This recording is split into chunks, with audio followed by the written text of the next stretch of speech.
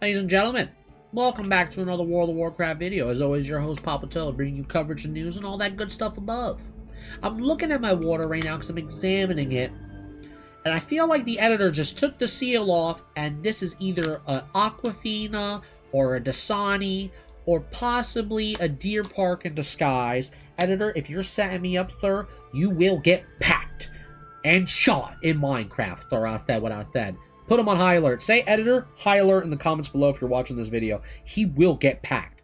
This better not be a you-know-what in disguise. He might be safe. For now. For now, young man. However, got a lot of things to talk about today, guys. And I want to be honest with you. This is something I've been waiting to talk about because I haven't seen any news on it.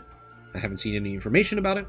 And I've been waiting for Blizzard to discuss with the community about it because I didn't know what was taking them so long. But obviously, they are working on, their game. They're developers at the end of the day. Got to give them credit, right? And the discussion today is Raid Shadow Legends. No, we're not sponsored by them, but maybe one day. However, though, no, the real discussion is the server transfers that are coming to Season of Discovery. It's been quite some time since we've seen information on the server transfers that they were talking about. 17 days ago, they said that, basically there will be a 1-on-1 PvP and PvE server. And basically players will receive a free transfer. Once available, this will not be a forced transfer, they said, as all current realms will remain available. However, original realms will be closed to new players. And then, Blizzard followed up with basically saying that, they, when SOD launched, they were excited to leverage some technology improvements, allowed them to achieve significantly higher realm pops than ever before. And they've had this goal for Season of Discovery for this rule set on playing on the same realm for quite some time. So they've had this implementation going on where they want to keep basically a real, basically perfect split between servers. And they wanted to implement this technology to have this be possible within SOD for quite some time now, as they claim, right? And I think this is all fine and dandy. Don't get me wrong. I think this is great that they want to have players play with, their friends, and they had opportunities not to play with certain people and, finally get people choosing where they want to go with PvP or just PvE, and that's it, 1-on-1, and it's done. I think it's a good decision. I think it's smart. If it works out. And this is where my concerns come to play, because honestly, I'm a little worried about how this is all going to work out. Now, I guess we could start off with topic 1, where basically it's stability. How stable are these servers going to be? Is everything going to be stable at launch? Knowing Blizzard, when it comes to Blizzard launches, stable and being scuffed are very close to each other, as we all know. Especially with, the layering system, on how, things were layered out in Ashenvale and STV. The stability there, very scuffed, right? And they fixed it over time. But I assume during launch, with all these new players being added to PvE and PvP realms, it's going to be quite a task to handle. Especially if there's going to be any login queues, depending on how many layers there's going to be. And how overpopulated some layers might have, which could create lag and bad gameplay experience, which is not a good thing, or how underpopulated certain layers are going to be, which can also create a lack of gameplay experience, right? So there's a lot of negatives that can come from this, and I'm a little concerned that this will work out, which I think it will, but I'm concerned that they might have some wrong seasoning on their chip, so to say, or a little too much dip on the chip, so to say. And we'll see what happens. I'm giving credit to where credit is due. I think Blizzard will do a good job, right? I think they will fix it in the long run, even if there is issues. But don't be surprised if you will see issues, guys, is what I'm saying. So I think stability is one thing I am concerned about and weary about. There's other concerns as well. Number 2, the communication of this. I think they need to be very transparent with their community on when this is going to happen. What date, exactly. Like, what time is this going to happen? Because BWL is coming out more than likely at the end of this month. And are you going to let our player base know a week ahead? Like you've been doing with other phases where you just say, oh, the phase is coming out this day unexpectedly, and then players weren't ready for that. I've had several friends in guilds that I know, even my own guild at the time when I was with my boys, and they kind of stopped playing now. But basically, they had to call off of work on certain days. They didn't know what day it was going to happen, etc. And a lot of people felt screwed over from Blizzard because of improper communication, if that's even a word. Basically, non-communication from Blizzard's end and lack of transparency. And even Agron admitted to this, I remember quite some time ago, where he was basically saying we're going to try to do a better job being, a little bit more communicative with the classic player base. And that's something obviously they need to do. It's just being a human being at the end of the day. It's not, being a robot. It's just being fucking straight up about shit, right? Let's be honest. And much love to the devs. I have no hate to them, but they obviously know this. And I think that's something they need to work on and continue to work on. So obviously, stability being number one and communication being number two. And this way we can have a better system of back and forth discussion between player and developer. For number three, I think the economy is something I'm very scared about. I'm very scared about the economy. I've actually talked about this with a friend, Palytime. You guys are familiar with Palytime. He makes, Paladin videos. And he made a video about this. And I wanted to cover this a little bit more because I do think it deserves a little bit more limelight the more I think about it. And I didn't think about it too much in times. We were talking about it one night, I think quite some days ago when I was playing with him.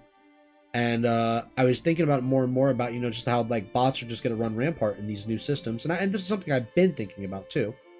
But it's true, though. I think bots are going to really, really shit on these economies. Really bad. Now, I know Blizzard does a good job in, tackling these bots, getting rid of them. And player base... if we see them in the open world, we'll report them, don't get me wrong. But I genuinely think that with the real system, the Ember system, and the Emerald chip system, the bots are going to run rampart in both PvE and PvP realms. Back in the day in Classic, in PvP realms, PvP players would just kill them. Ruin their programming, constantly just kill them anytime they saw them, and then mass report them, right? We would, try our best to stop as much as you can, but obviously they're always going to win at the end of the day because you can always make other programs, other bots, other accounts. There's no stopping it. There never will be. But you could do your best to ban them, right? And when it comes to the new servers coming out, I think now you have added a way for bots to no longer need to be in the open world to do anything. Bots can now stay in instances, used fly hacks or whatever that they're using, and completely manipulate the market of materials and make a lot of gold, which leads to a lot of real money transfers, leads to a lot of gold buying. Now, this is not to say I hate people that gold buy, because at the end of the day, I even know folks who gold buy. There are people out there who gold buy, and it's unfortunate, but at the end of the day, it's their choice. If Blizzard catches them, that's on their end. I can't promote it, but I understand why people gold buy. People have been gold buying for quite some time. Blizzard's even aware of this as well. This is not something to, lie about or BS about. We all know people gold buy in World of Warcraft. People gold buy in a lot of video games, okay? It's the truth. Some people do it because they don't have the time. Some people don't have the, amount of hours to play, and they just want to get a little bit ahead so they can just enjoy the game a bit, right? I understand that. And thus, why in retail, there's a WoW token, right? And luckily, in Classic WoW, there isn't. Pray to God there never will be. But what I'm getting at is I get why people do it. But what I'm going to say is that I do think that when it comes to botting in Season of Discovery, we're going to see it at an all-time high due to the systems in place, or basically in place by Blizzard, right? And they are going to ruin these economies. It's just my feeling. It's just my thought on it. And I'm just letting you guys know this now, that I think the system in place that they have is a good idea when it comes to making the players stay active in dungeons. I like the positives about it. I think that is cool. But at the same time, there's a massive drawback, and that leads to the bots. So I'm very curious to see how Blizzard's going to handle it, if Blizzard has even any discussion about it, or if they even thought about it. But at the end of the day, it's Blizzard we're talking about. Who knows if they're even thinking about it at all. They just want to implement this phase and get it going out properly working, which at the end of the day, I do think is more important, to make sure that the game is working and stable, unfortunately, more than the bots themselves. It's just the truth. You have to have the game working, and then maybe they can tackle the bot situation if it becomes rampart and too much in time in the next couple weeks when it comes to Season of Discovery and its longevity and livelihood in a stable economy within the game. And I think now we're on subject number 4. Older servers, like mom and pop servers. Servers such as Lone Wolf or, Living Flame right now. Or any other low-end servers, right? I think, even on the Ironforge website, there's about 7 servers on the PvP end and 3 servers on the PvE end. So not many servers, but for servers that want to stay on their servers, right? Let's say people even want to stay on Crusader Strike or whatever we're gonna, call it. Who knows what the 1-to-1 server is gonna be? But let's say people want to stay on those servers. I don't recommend you guys staying on those servers because those servers are just gonna get packed up. If you learned anything from the past of what happened to Chaos Bolt and other servers that were too small, they just get swallowed up and consolidated into a bigger server. Save yourself the headache now and talk to your guilds, do the transfer, go to the PvE or PvP server and make the decision. Because if you stay on those servers, the economies are going to be dog shit. They're not going to be worth staying on them. The servers are going to be dead overall, not really much to do, not much to play. I don't think it's going to be a good decision. I genuinely don't think it's going to be a good decision. I think you're doing yourself an injustice and not just go to another server and live in a better, world, so to say. Because those servers are going to basically be very, very, very low pop and very packed up. And listen, I don't hate people that play on mom and pop servers. If you want to play on on a low end, more power to you. But I'm just recommending you to make the decision now. Choose whether you want to go to a PvE or PvP server before your server gets swallowed up by Blizzard by default without you having a decision to make. So at least you have the decision right now, rather than having that decision basically being chose for you by Blizzard, right? And that's basically all I have to say about that, is giving those, smaller servers a heads up on what most likely will happen to you in the future when time does come around. But that is basically all I have to discuss for today.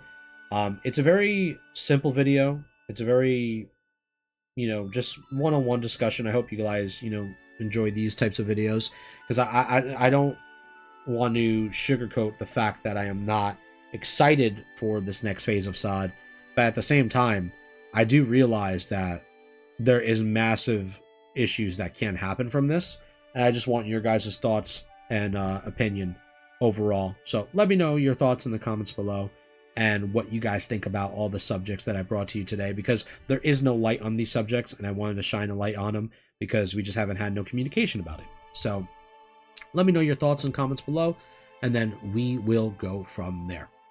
Much love to you. Keep on keeping on. Shine on. All that good stuff. Locking in as usual. And I'll catch y'all on the next one.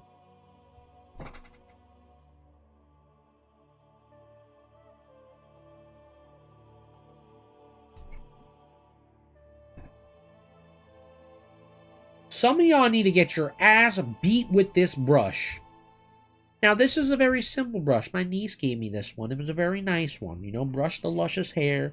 We're all chilling. Settle down. But as an uncle, I will beat your ass if you come back to this channel acting like that. Get out there what I said.